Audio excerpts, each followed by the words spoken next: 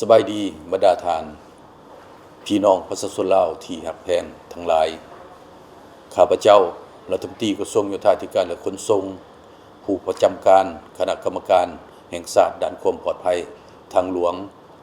ขอฝากความเยี่ยมยามถามข่าวเป็นห่วงเป็นใยมายังทุกท่านและขอให้ทุกคนมีสติเฉลิมฉลองบุญปีใหม่ลาวปีมะเสงพศ2568ที่ใกล้จะมาถึงนี้ด้วยความเบิกบานมวลซืนตามหิตของประเพณีอันดีงามของศาสตร์ลาวเฉลิมฉลองโดยความปลอดภัย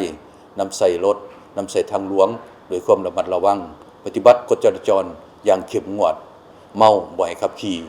รถอย่างเด็ดขาด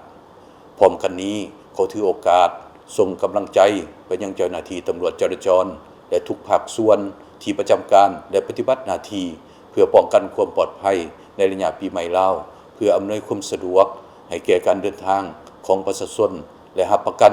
ความเป็นระเบียบเรียบร้อยภายในสังคมปฏิบัติคำควรถนนเพื่อชีวิตขับรถช้าชีวิตยืนยาวพร้อมนี้ก็ขออวยพรให้ทุกท่านจงปลอดภัยและโชคดีปีใหม่ขอขอบใจ